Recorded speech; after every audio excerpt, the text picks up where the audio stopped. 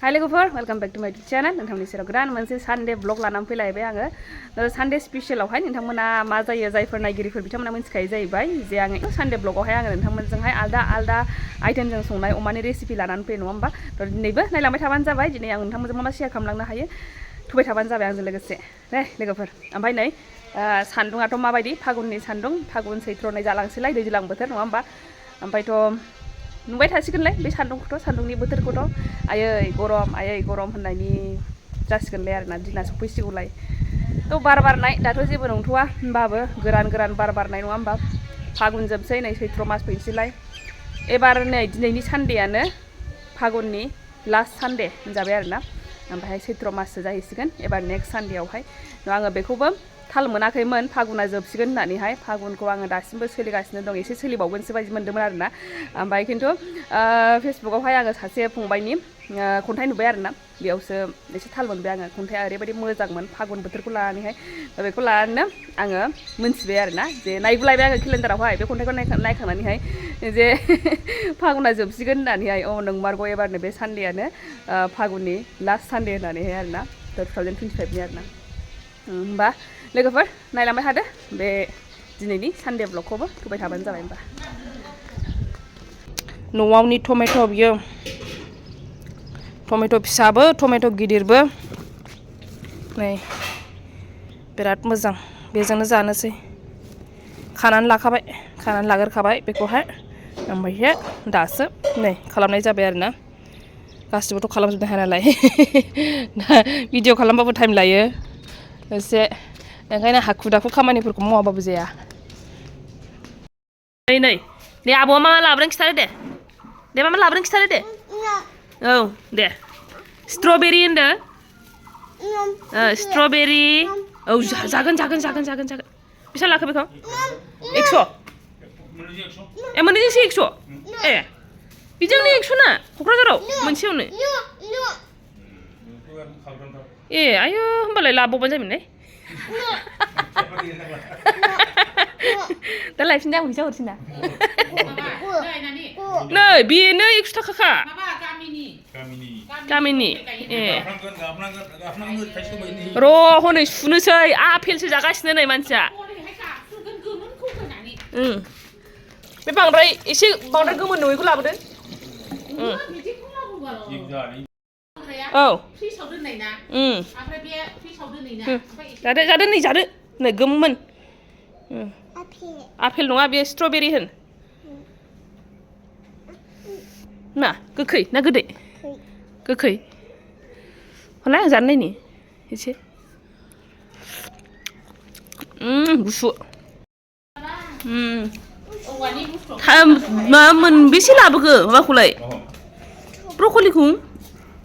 थोबबेसे हनै माबायाबो मा होनो दुन्दियायाबो जा बुरजा लाबाय मैयानो लाबोदोंना नोङो बेलाय बे गामिनि न'आवनि बयनाबो गोरलैना मालाय दुब्लि बारियाव गायनाय नो माबा फागुन बिमानि बेबो न'नि ओमफ्राय मा जिनिस लाबोदों पियास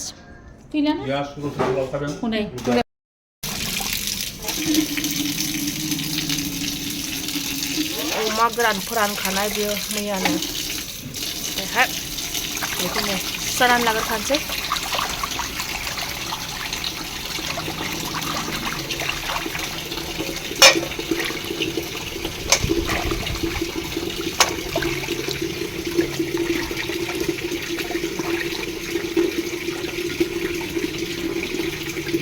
बिराद साइज जागासिनो ओंख्रियावनो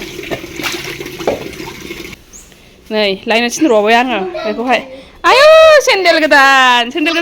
गानदो दे फिसाला लाजाला हावाय सेन्देल गैफेरामोन बेहा बेखायनो नै सेन्देल लाबो होननानै बिहरदोंमोन आङो आयौ गाननो रोंना रोङा दे बेल गोनांखौ लाबोनो रोङासैलाय बिदिनो एखे हावायानो थाखायोमोन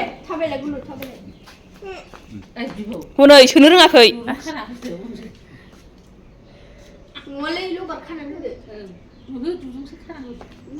थाबाय दं हावाइ सेन्देल गोदान आयौ फार्स्ट टाइम हावाइ सेन्देल गाननो मोनदों लोगोफोर आङो बे स्ट्रबेरिखौनो ओरैबायदि जानो लुगैबाय माने जोंनाव 50 रुपिसाव मोननायखाय आंहा दिनै इन्ट्रेस्ट मोनथारदों आरोना नङाबाथ' 50 रुपिसाव मोनफेराना दिनैसो आङो मोनफेरनाय बेबायदि खोनादों नङाबा 100 रुपिस जेब्लायबो 100 रुपिस दा बेखायनो आङो एसे बेखौ जानायनि थियारि खालामनि बेबो आं ओरैनो जानाय नङा फिथाइ गोजा एसे मस्ला मस्लि लागायफबनानैसो जागोन आरोना नै बेनि थाखाय न'आवनि बारियाव फैलायबाय आङो नै बानलु जा मोजां थायखादों बानलुआबो बे फांसेयानो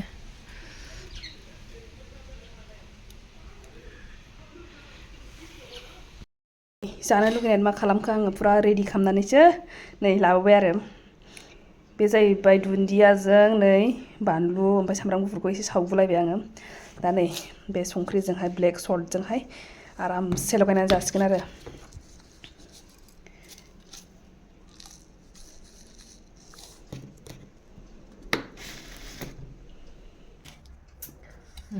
नै बानलु सिफ्लेलायनानैहाय संख्रि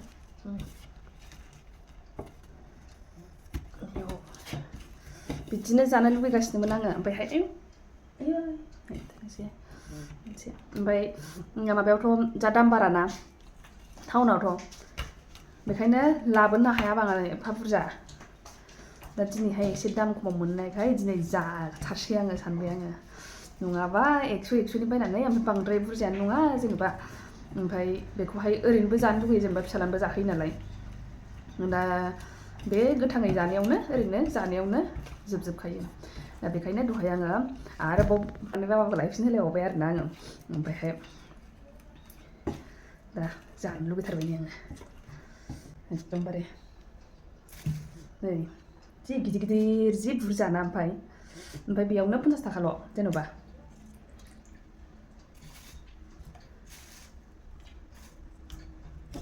नै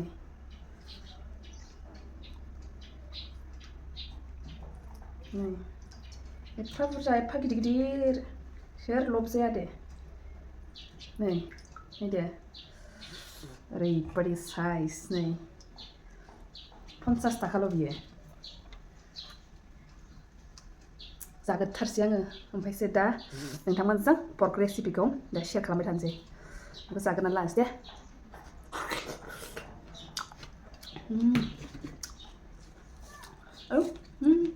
बेबो ब्लेक सल्टबाथाय जानो हाखायो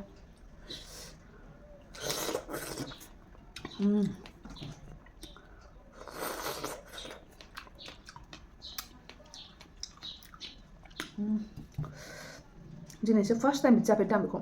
नङाबा जाफेराखैमोन ओमफ्राय आं जानो लुबैदोंमोन आरोना जेनेबा गोखै बुस्थुना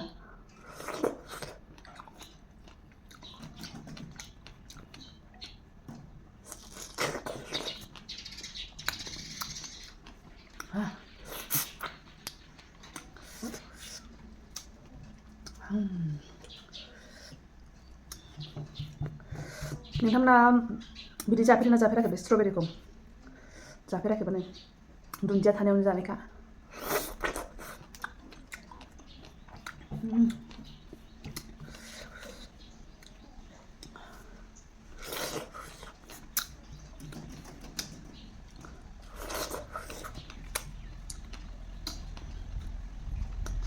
नै लादो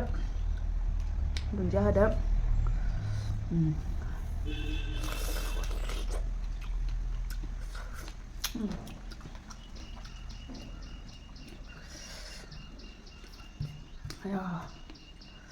एफा गोथाव एकदमबारे आं जानो लुगैबाय थाखानायमोन आरोना दिनै मोनजाथारबाय दाम खमखायसो जादों आङो 50 थाखाल'खायसो नङाबा दाम गोसा मोनबा 100 थाखानिबा जानो हानाय नङामोन आरोना दा दिनै दाम खमखायसो जादों आङो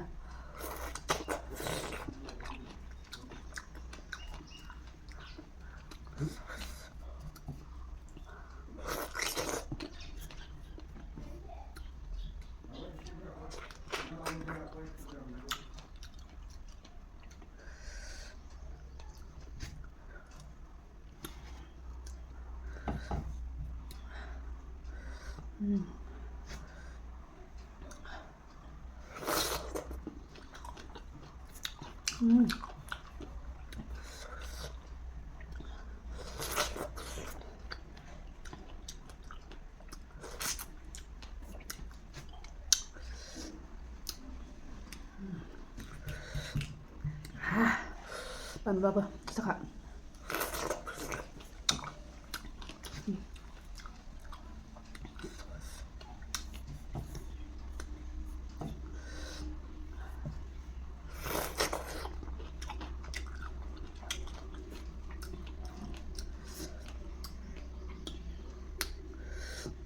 सोरनि जायगायावहाय बेबायदि स्ट्रबेरिखौहाय जेनेबा मुथायावहाय आरो ना 7-8 मुथायावहाय जेनेबा 50 थाखानि मोनो आंथ' बिदि मोनो होनना मिथिथारामोन नै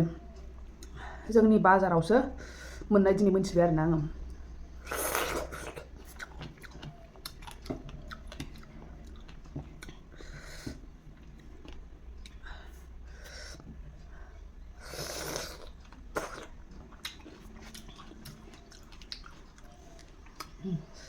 जाबाय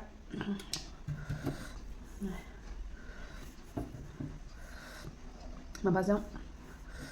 सामब्रामखौ सावलायलायनाय सामब्राम गुफुरा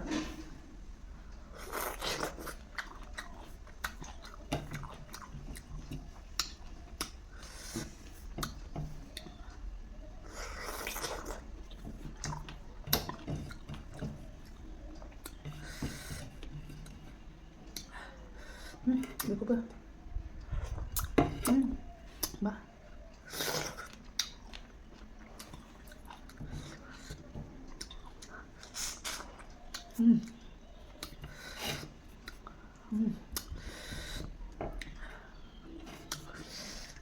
ओरैबायदि टेस्टि जाखाबाय आयो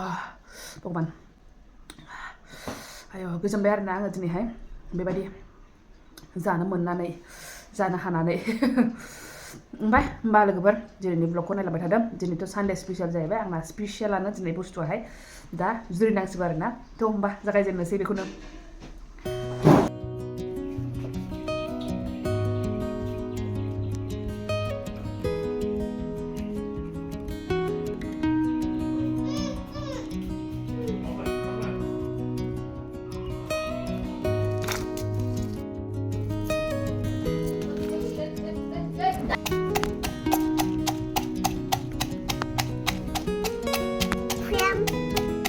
नै पुरा रेडि खालामजोबखाबाय बे जाहैबाय नै अमा गोरान आरो नै बेयावहाय मटर एसे दङ टमेट' न'नि टमेट'आ बेनो ओमफ्राय नै पियासफोर हानानै लाखाबाय ओमफ्राय तेजपात गांनैसो लाबाय बेनिफ्राय नै बेयावहाय देनाय बानलु ओमफ्राय मा होनोमोनलाय बेखौ सामब्राम गुफुर दा संनोसै होमबा नायलांबाय थादो लोगोफोर नै एसेबां गोथाव जागोन बियो ओरैबायदि गोथाव जागोन आरोना जानो लुगैखाबाय आं दानो सङैयावनो